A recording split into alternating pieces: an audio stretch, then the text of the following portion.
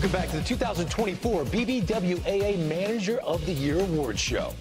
Back with Buck and Ron. Let's talk about the adversity and some of the struggles that these managers had to overcome. We're focused on the American League side. Begin with A.J. Hinch. I think they were the Cinderella story of Major League Baseball. That should bode well for him because of the way they turned things around the last 44 games.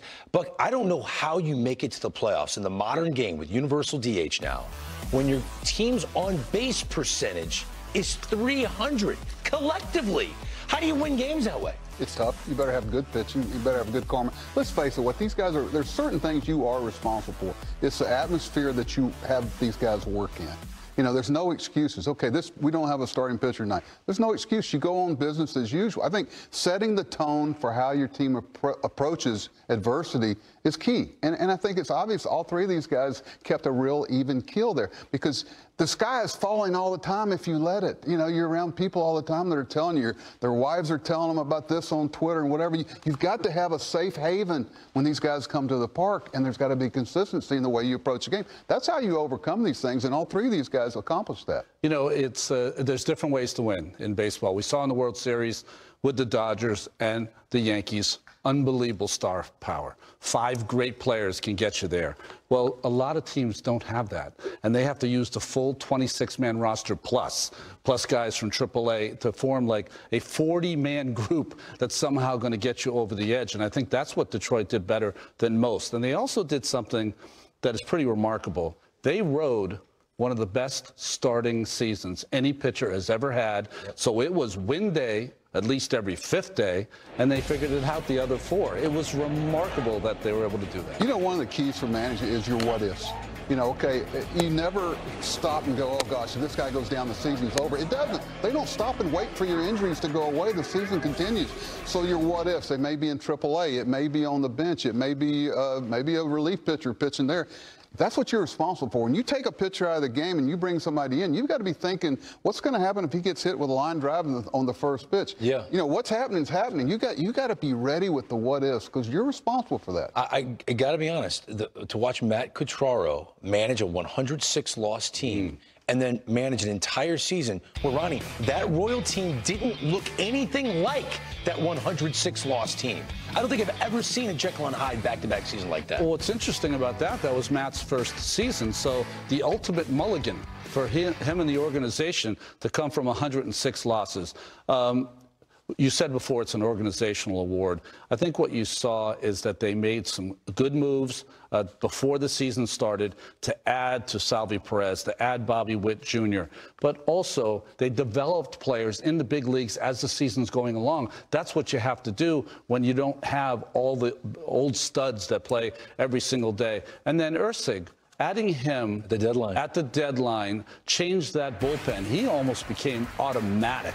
When he came in games that wasn't only an inning, he could go an inning plus because of his repertoire of pitches. And he was nasty. And I think it gave that entire bullpen kind of a different feel. Everyone moved a notch down, which changed the outcome. When you ask guys to play the game a certain way, at some point they got to get a return for it. And when they started getting return for it, they really bought in. But most important too is that your best players have to play the game right. And that's what happened. I know with Kansas City, all these clubs. You can go to Ramirez with Cleveland. You know, there's somebody on every club. Their best player played the game right, Ronnie. Yeah, and one thing that's kind of lost in this is that adding Michael Wacha, and Seth Lugo brought a professionalism to that starting staff. Guys that took the ball. If you're a young pitcher, you could watch them go about their business, get it done each and every day, and they got the ball deeper into games than most teams. Yeah, managers will put a feather in their cap based on how they manage a bullpen, and no one did it better based on the statistics than Stephen Vogt.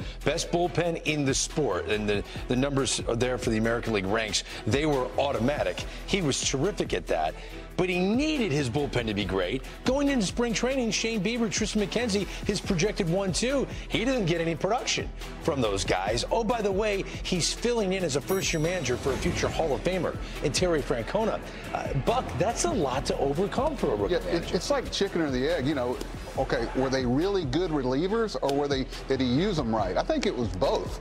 You know, not having to overextend guys and making sure that they pass the baton. But in order to have this chain in your bullpen, the chain can't have a weak link. And that's was amazing what happened there. There was no weak link except for the playoffs a little bit. We all know how with some of that. But, you know, that chain was so solid that there really wasn't a break in it, and it made leads matter, which meant a lot for the morale of a club. When you're constantly losing leads late in the game, it wears on a team. But when leads matter after the 6th inning, you have a lot of confidence. It doesn't hurt also that your closer, who had one of the best years in the history of the game, went 4 games in a row 2 times during the season. Think about that. Unheard of stat in today's game. He's the leader of a bullpen that featured a lot of rookie relievers. A lot of rookie relievers in that pen. It was the best in the sport. We're going to step aside. We're almost there. One of these 3 guys will find out if they are the 2024 American League Manager of the Year. The news comes your way right after this.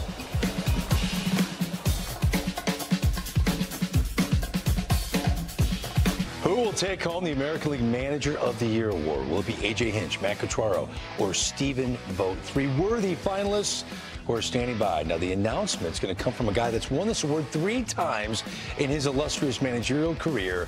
Former world champion, won it in 2008 for the very first time with the Tampa Bay Rays. Obviously won the World Series with the Chicago Cubs. Joe Madden is kind enough to join us live on MLB Network. Joe, good to see you. You add so much to a show like this, so we appreciate your time. But take me back to the first time you won this award. We have 3 finalists that have never won this honor before. So when you won it in 2008, what did that mean to you? Well, it meant a lot, obviously. It's all your surrealisms come true. It's kind of one of those things that it's very hard to believe that you actually achieved this. But as Buck said earlier, it is an organizational award, and I definitely thought that too. All right. Well, without further ado, Joe Madden, give us the big news. Yeah, I've been sitting on this for a bit, and for the 2024 AL Manager of the Year award, somebody, I think all these candidates, I've known everybody on both sides, but this guy particularly, former player, former teammate, and I think he was built for this position. When he actually got the job, I was very pleased and happy, and I thought he would do wonderfully, and that would be Mr. Stephen Vogt. Well done, voter. Stephen Vogt. Thank you, Joe. I appreciate it. You got it, buddy. Joe, is there anything else you'd like to say to your former player? Yeah, he does the best impression of me that I've ever seen. Not that it's worth anything. We got to get some of that. Yeah, we used to have like these little events at spring training, and Voter would come in on a bicycle with my glasses on, a fungo back. He'd get off and he'd start using like 10-syllable words in front of everybody, and his knee would be up on the fungo like Cookie Ross taught me. So it was excellent stuff. Excellent. That is great. Joe, thank you so much for joining us. We really appreciate that. Thanks, guys. Before we jump into the interview, let's see the voter results. Stephen Vogt got 27 first-place votes. Matt Quatraro had the second most with 2. This wasn't as close as we thought it would be. Stephen Vogt is your American League Manager of the Year after his first year managing in the big league. Stephen, congratulations. What does this honor mean to you right now? Thank you so much. I don't know. I don't know how to feel right now. First, I just have to thank the Dolan family, Chris Antonetti, Mike Chernoff, Matt Foreman, the Cleveland organization, the entire front office, but my coaching staff, Craig Alvarez, Carl Willis, Sandy Alomar Jr., Kai Correa. I can't name them all, but I wouldn't be here without those people, and most importantly, the players. The players did this. It has very little, as you know, Buck. If the players don't do what they're capable of, this wouldn't be possible. Well, I think, I think everybody's happy for you because you have such a great reputation as a people person. You know, following Terry Francona. Did I hear your family in the background? You know, yeah. There must be a bonus in the contract there for winning Manager of the Year. Yeah, exactly. Yeah, the kiddos are pretty pumped, that's for sure. So who do we have? Win, lose, or draw, they're with you, right? Or tie. Yeah, that's right. So we have Peyton, my daughter, and then Clark and Bennett, my boys. So perfect. Big Guardians fans. Congratulations to all of you. I hear you. Thank you so much. You know, Stephen, I was just wondering, you know, one of the toughest jobs, of course, in leading young men is to have that strong leadership, but also the empathy for the endurance that you have to have on a 6-month season, playing every single day. Where did you get that strength from? It started early with my dad and my mom. My dad was my coach from the time I was 4 until I left high school. And he just always taught me to put my teammates ahead of myself. And if you're going to be the teammate you're capable of, you're going to end up where you want to be. And I've just tried to live that my entire life and my entire career. And I learned a lot of those leadership accolades from my father. It looks like being a manager in the big leagues is your second favorite job. You're good at being a dad too, my friend. No, I appreciate it. We're having a good time as a family right now, that's for sure. Go celebrate. Stephen Vogt, your American League Manager of the Year. Congratulations again, okay? Yay! Oh, that's amazing, right? Don't come to me anymore. Oh, my goodness. I'm all choked up. The emotions to see the family surround him like that. Look at this. Look at a young Buck Showalter in 1994 on the list of youngest manager of the year winners by age. Rocco Baldelli was the youngest, then Buck, Tony La Russa in 83, and of course what we just saw from Stephen Vogt. And when the Vogt youngsters jump into the shot, Buck, that was great producing by you. I can't talk. I'm done. You're the one that said jump on in. You locked me up here. I'm having a moment. We still have more show. We have another award, Buck. Done. When we come back, we're going to jump into the National League side. That's next on MLB Network. Bbwaa Awards Week continues Wednesday, the Cy Young Award, and then the big crescendo Thursday night. The MVP all shows at 6 p.m. Eastern right here on MLB Network. Back inside Studio 21, it's Greg with Ron and Buck. We just watched Stephen Vogt win AL Manager of the Year in his first year as a skipper. We have 3 finalists on the NL side who are in this gig for the first time with their respective team. That's not an easy thing to do, right? Yeah, but I don't really look at it that way, Greg, because I knew Murph when he was at Arizona State. When I first saw him, I knew he was going to be good. Carlos, we've been hearing about him for years. He's going to be a major league manager. Gosh, he was a bench coach with the Yankees. He knew what he was getting into. Schilt's been over with St. Louis in a volatile situation, survived it, showed him everybody what a great baseball man he is. They've been managing situations their whole life, but now this was a different stage. I'll agree with you. Yeah, they've been winners their whole life. I think Schilt being able to kind of get that second chance at the job and doing what he did. Pat Murphy, of course, had to replace a guy that was going to the rival, the Chicago Cubs, and make it happen with a young team that lost a lot of players. And Mendoza, New York. I don't have to say any more. No, you don't. No, you don't. Let's dive into what these 3 men did. Your finalists in alphabetical order for NL Manager of the Year. Carlos Mendoza, like I said, first year with the Mets, improved them by 14 wins from the 2023 season. Best record in one-run games, 28-16 in the majors. That matters. Third most comeback victories in all of Major League Baseball. Carlos Mendoza, a finalist for NL Manager of the Year. Pat Murphy, his first full season as skipper with the Milwaukee Brewers. He was the longtime bench coach for Craig Counsell. He really led a terrific bullpen. Best in the National League in ERA. Second most saves with 53.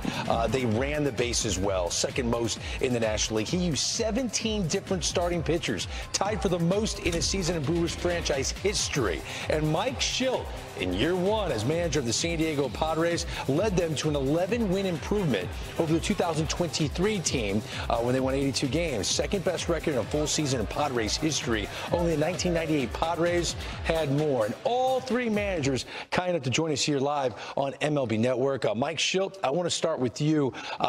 The 2 years you spent in the front office with the San Diego Padres, what did that teach you and get you ready for this second opportunity with the Friars as manager? Well, first of all, grateful and get a great opportunity to work with A.J. Preller. I worked on the field, got a chance to get back into something that I'm passionate about in player development. Also, some perspective just how front offices work. During that time, I was able to connect with Peter Seiler, God rest his soul, and learn more about the ownership piece and see a bigger picture of how our game operates. So it just gave me a chance to take that 30,000-foot view and be able to reflect and then add on to what is now the opportunity I've been given with the Padres.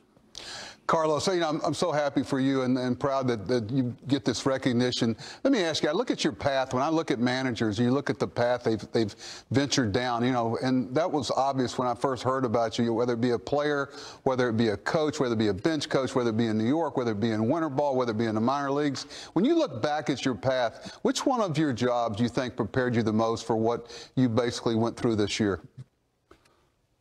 Yeah, first of all, what an honor it is for me to be sitting here in front of you guys and with so many great baseball minds. But I would say every stop along the way helped me kind of prepare for this position. You know, whether it was a coach, a fourth coach in the minor leagues, whether it was a manager in the minor leagues, managing in winter ball, in the fall league, A ball, and then, you know, as an infield coordinator, field coordinator, big league coach, big league bench coach. I think you learn a lot from a lot of the people, whether the managers you're working for, the players, the coaches, the front office. So I would say every stop along the way kind of helped me get into this position.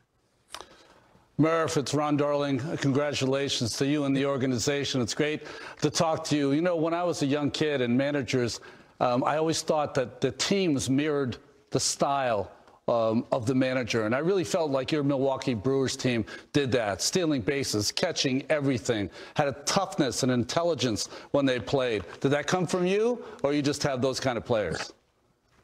No, we had a great group, young energy, a great leader in Yelich. He was tremendous leading those guys. He really found himself as a leader. You know, the front office supplies you with what you need. I've got a great coaching staff. You know, I'm just lucky to be part of it. I really mean that.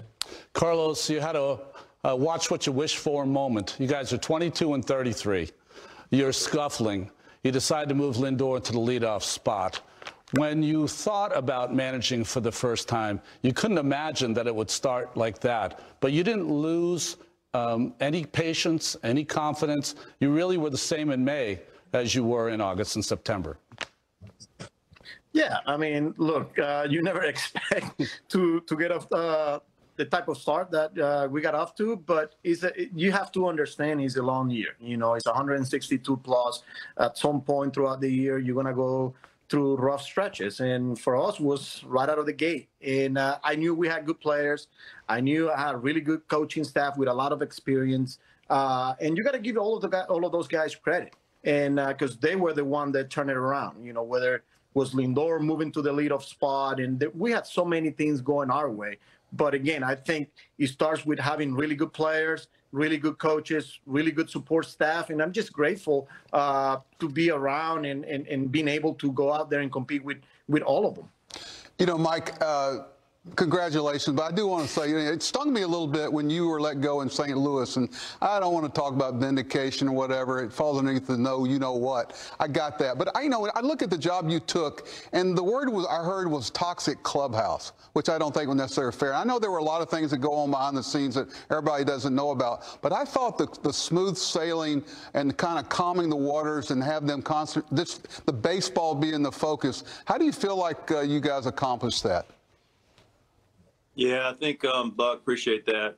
No question that, first of all, it was overblown. You know, this clubhouse, I was a part of it, to Greg's question earlier. There wasn't a toxic situation in our clubhouse in 2023 here with the Padres.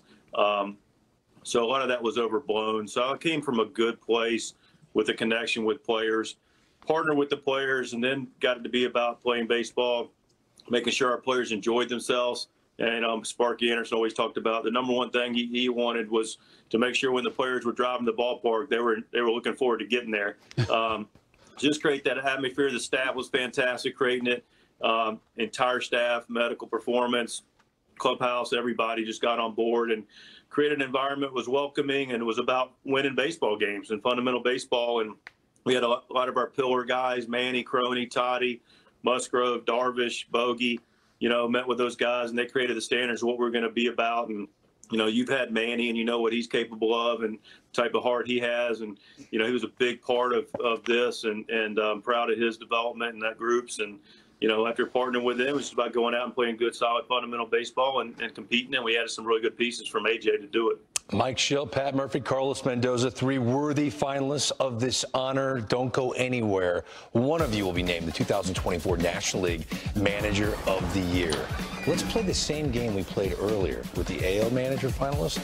The adversity these guys had to overcome. It's a great conversation to have. That's next on MLB Network.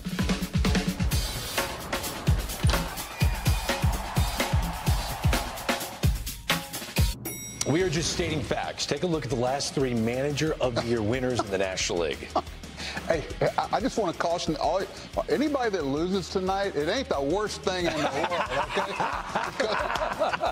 okay? It ain't the worst thing in the world.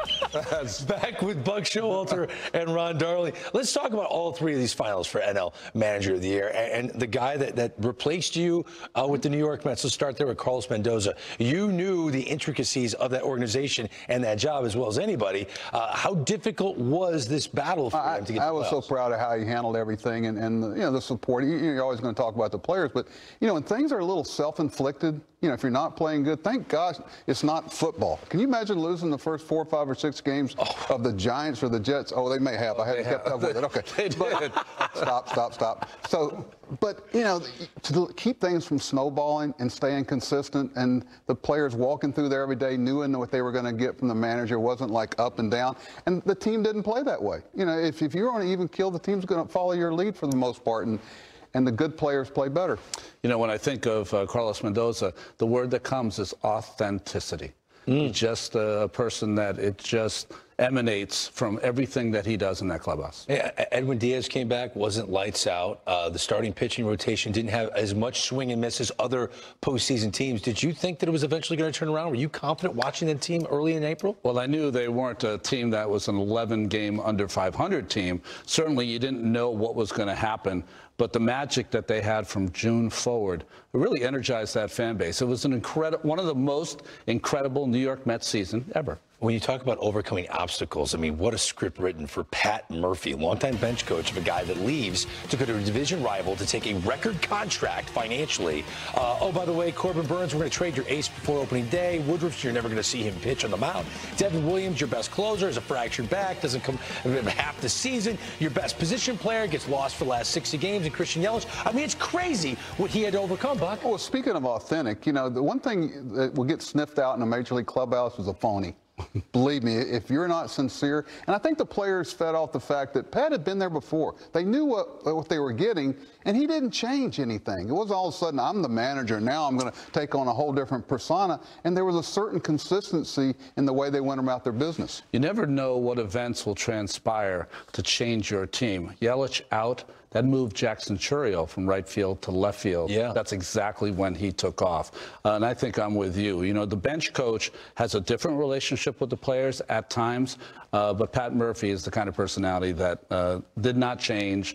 He's tough, but also empathetic, which you have to be if you're a big league manager. Yeah, the Brewer fan base probably thought they were waving the white flag with all those moves. You're going to trade away Corbin Burns before opening day. Oh, no, I think the same could be said for Padre fans. Like, you're going to take payroll $80 million down from the year before. Juan Soto, we're going to trade you to the New York Yankees. Josh Hader, too pricey for the back end of our bullpen. And Blake Snell, we wish you the best. We wish you the best in the NOS. What the San Diego Padres had to overcome and what he was able to do, one of the best seasons, regular seasons in Padre history, Mike Shildt had an impressive campaign. Well, I think the thing that hit me was it wasn't about him. You could tell that the players knew they were the most important thing every day when he got up and came to the ballpark, and there was no ego. And the other thing that impressed me is he never suppressed a personality. In today's game, you got to let them kind of be themselves a bit. Never suppress a personality. And organizationally, as you said, the award is an organizational award. Baseball is back in San Diego in such a huge way by their players, by the manager, and by the organization. This is a toss-up, man. Yeah. Again, this is not an easy call. Carlos Mendoza, Pat Murphy, Mike Shildt, three terrific managers who will be named the National League Manager of the Year. I'll be hanging out with Joe Madden once again after the break for the big announcement live on MLB Network. Don't go anywhere.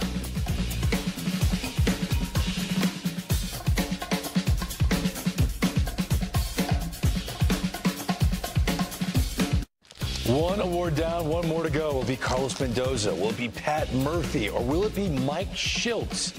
Who will be your National League Manager of the Year? It's Greg Amsinger live in Studio 21. Once again, joined by a former three-time Manager of the Year, Joe Madden. Joe, we're going to cut to the chase. Get right to it. Go ahead and give us the big announcement, bud. Okay, the 2024 National League Manager of the Year. You've utilized the word tough to describe him on several occasions, and he is as tough as he looks. We go way back. Mr. Pat Murphy, congratulations, brother. Thanks. Well done, Joe. Is there anything else you'd like to say to Pat? Yeah, I missed the time I first met you at Tennessee years ago when we're doing a clinic and he's up on the stage eating some kind of protein bar. I'm sitting in the back thinking to myself, who is this guy? The confidence was even apparent back in 1994. I'm really happy for you, man. Congratulations. We've had so many great conversations and looking forward to our next episode. Man. Yes, sir. Thank you, Joe. I respect the heck out of you. All right, Joe Madden, thank you for everything you did for us today. You're the best. You got it, man. I want to jump right into the voting results to show you how Pat won this honor. 27 first-place votes, a dominant performance, 144 total points. Mike Schilt finished second, Carlos Mendoza third. Torey Lovullo did a terrific job with the Diamondbacks, and Rob Thompson of the Philadelphia Phillies finished fifth. Your 2024 National League Manager of the Year. Pat Murphy joins us. Pat, congratulations. What does this honor mean to you? Well, I'll tell you, it's been said before, but it really is an organizational thing, from the ownership to the front office to the coaching staff. They all made me look good, but nobody more than the players. They stepped up. They're the right guys.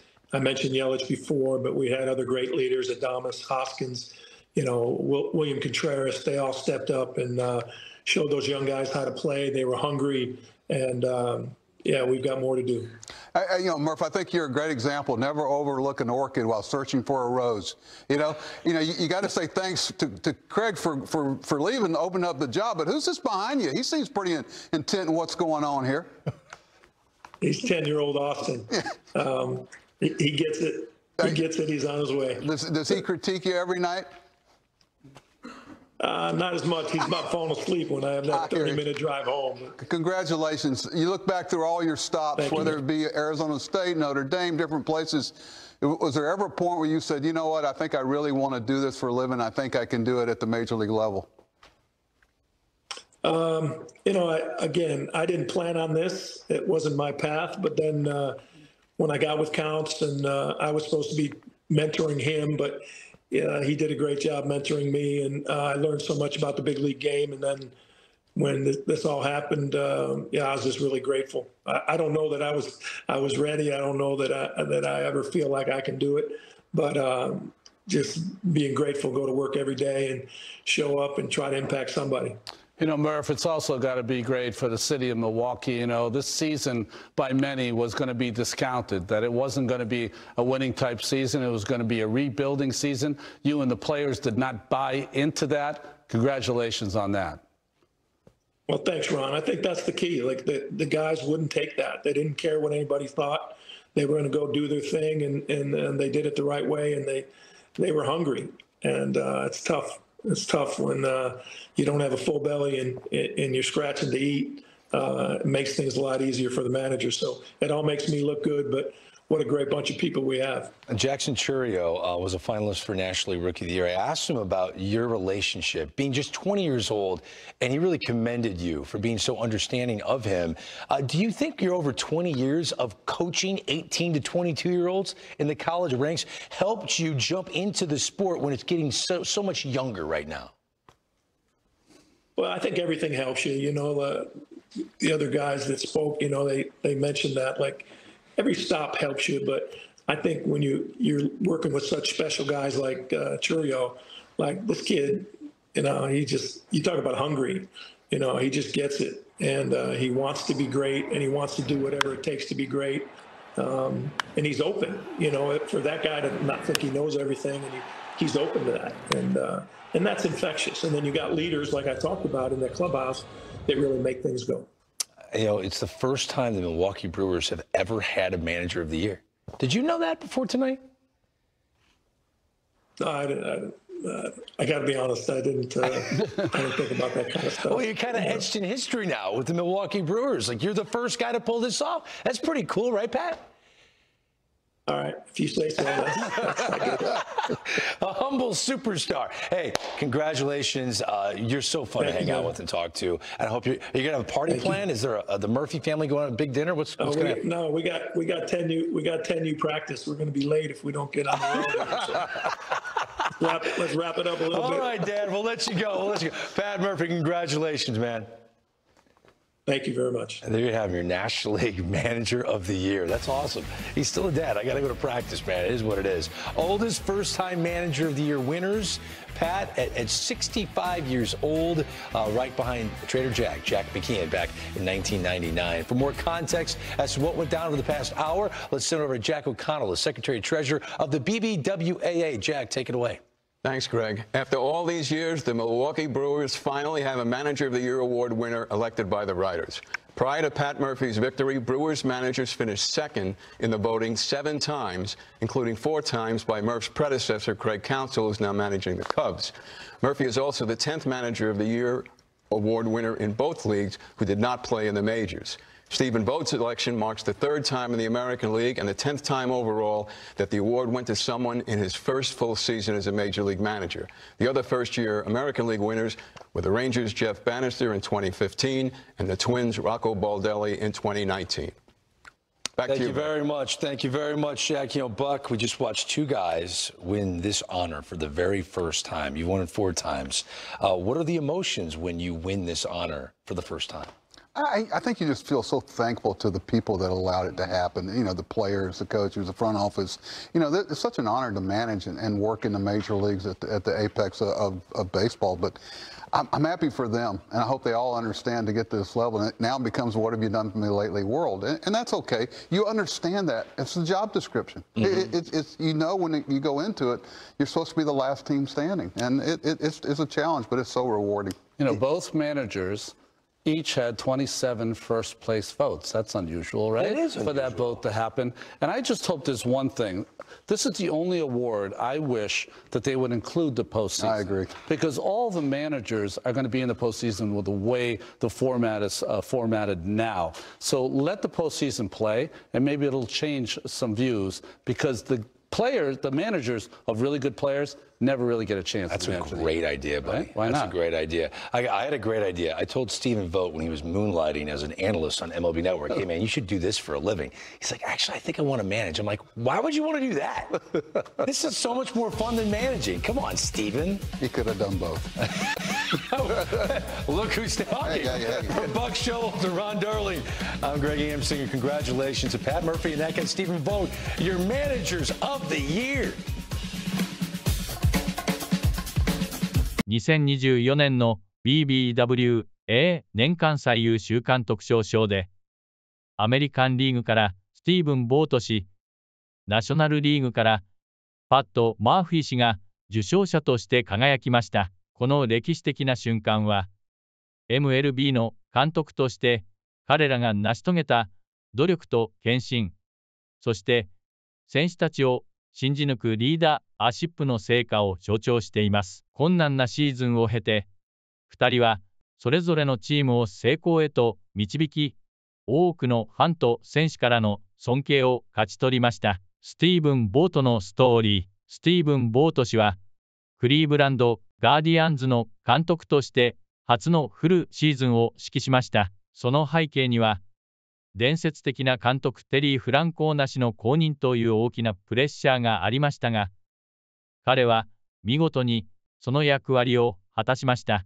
特に注目すべきは、シーズン開始直後にシェーン・ビーバーやトリスタン・マッケンジーといった先発エースを失うという困難を抱えながらも、ブルペンを巧みに運用し、チームを競争力のある母体に保った点です。彼のリーダーシップは、ただ戦略的な采配に止まらず、チーム全体の文化を築くことにも成功しました。特に、若手選手を信頼し、彼らの成長をサポートする環境を整えることで、チーム全体が一体感を持ってプレーすることができました。ボート氏は受賞のスピーチで、家族や選手、そして彼を支えたスタッフへの感謝を述べ、選手たちがいなければ、この成功はありえなかったと謙虚に語りました。その言葉からは、彼がいかに選手たちを第一に考え、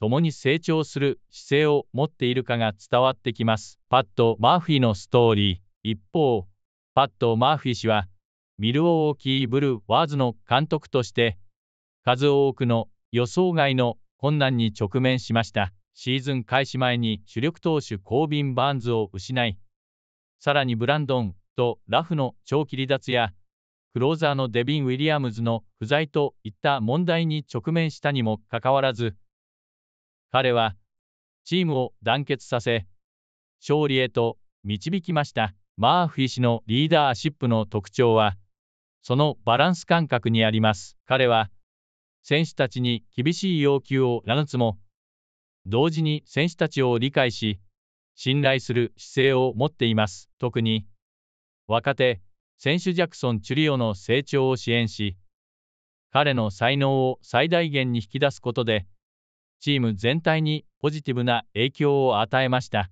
また、選手やスタッフだけでなく、ファンに対しても感謝の意を表し、受賞スピーチの中で、この成功は、チーム全体とファンのおかげだと述べました。2人に共通する価値観、スティーブン・ボート氏とパット・マーフィー氏に共通するのは、どちらも逆境にこごめせず、チームの可能性を信じ続けた点です。彼らは、選手たちの成長を促し、チーム全体を一つにまとめるリーダー力を発揮しました。この受賞は、彼ら個人の成功だけでなく、チーム全体、さらには MLB 全体におけるスポーツの価値を再認識させるものでもあります。感動の瞬間、賞の中で最も印象的だったのは、2人が家族と共に受賞を祝う姿です。特に、ボート氏の子供たちが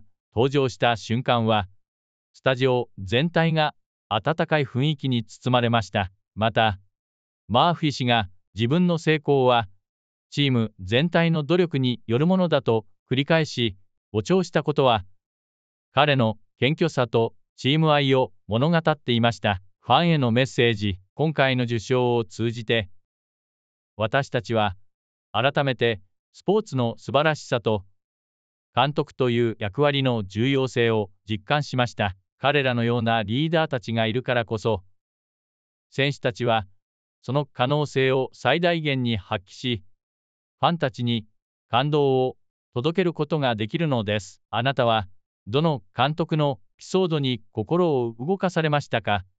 ぜひコメント欄で教えてください。